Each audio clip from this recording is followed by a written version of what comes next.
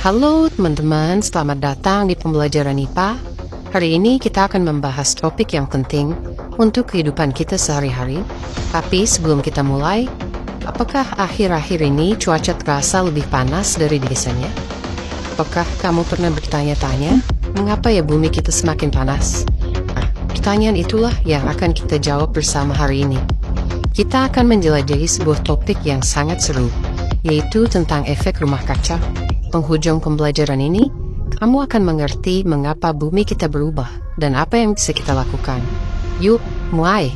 Halo teman-teman, apakah kalian pernah berkunjung ke suatu perkebunan? Di perkebunan, biasanya terdapat bangunan unik yang disebut rumah kaca. Rumah kaca digunakan untuk melindungi tanaman dari dingin, panas berlebihan, dan hama. Rumah kaca sengaja dibuat dari kaca agar lebih mudah menangkap sinar matahari. Panas yang sudah masuk ke dalamnya tidak bisa keluar dan terus terperangkap di dalam kaca. Itulah sebabnya suhu di dalam rumah kaca selalu lebih hangat dibanding di luar. Lalu apa hubungannya dengan bumi kita? Ternyata, efek rumah kaca adalah istilah yang menggambarkan cara kerja atmosfer bumi. Atmosfer bumi bekerja seperti atap kaca. Ia membiarkan sinar matahari masuk, tetapi menahan panas agar tidak lolos ke luar angkasa.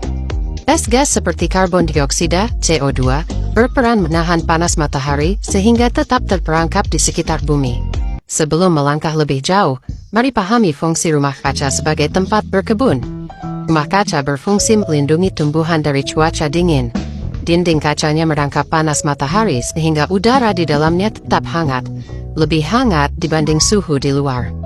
Bayangkan seperti memakai jaket tebal saat cuaca dingin. Rumah kaca adalah jaket bagi tanaman. Panas matahari masuk melalui kaca, lalu terperangkap di dalam dan tidak bisa keluar begitu saja. Inilah dasar pemahaman efek rumah kaca pada skala bumi. Sama seperti rumah kaca melindungi tanaman, atmosfer bumi pun menangkap dan menahan panas matahari agar bumi tetap hangat untuk ditinggali. Selanjutnya, kita akan melihat bagaimana proses ini terjadi. Sekarang, mari pahami bagaimana efek rumah kaca bekerja. Pertama, sinar matahari memancarkan panas ke bumi.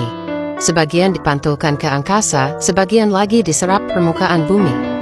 Kedua, kegiatan manusia, seperti pembakaran bahan bakar, gas dari kotoran ternak, dan emisi CFC, membuat konsentrasi gas rumah kaca di atmosfer semakin tinggi. Ketiga, gas seperti CO2 dan CH4 berkumpul di atmosfer dan bekerja seperti selimut tebal yang menahan panas.